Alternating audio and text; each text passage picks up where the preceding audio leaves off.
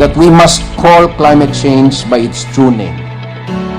It is industrial scale and global scale violence. Considering the Global Climate Risk Index always places the Philippines among the top 5 most vulnerable nations in the world, you may well conclude that this is violence towards millions of our poor Filipino brothers and sisters, and even violence toward our own children who have no choice but to live in the kind of world that we leave behind.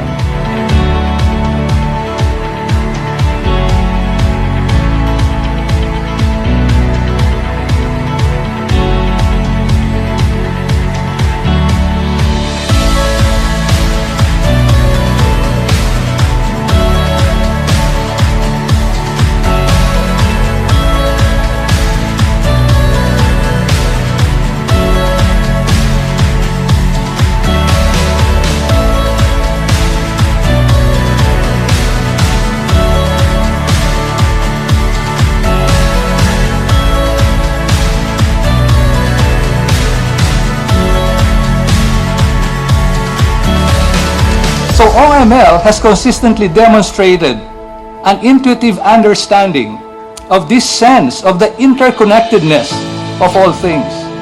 And his vision and values led him to pioneer the concept of the socially responsible business, where social responsibility is built right into the business model.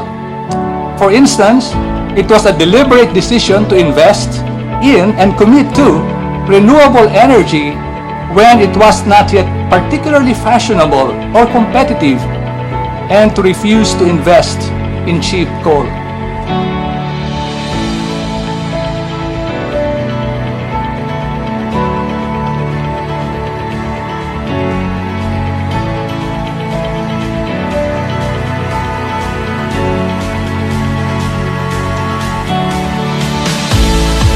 And I want to say that existing business models need to change.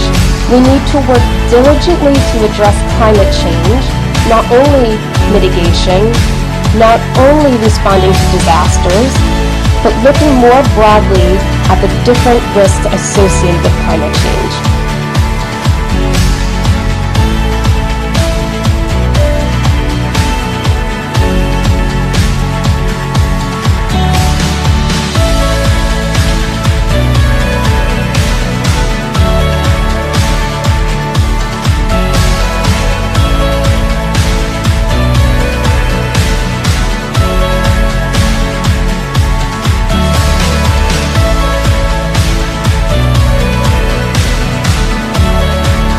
Thank you, and I hope we're all empowered toward action and by this afternoon's discussion. And we hope this is just the start of a continuing journey that we all take toward a more resilient and decarbonized world. Thank you so much.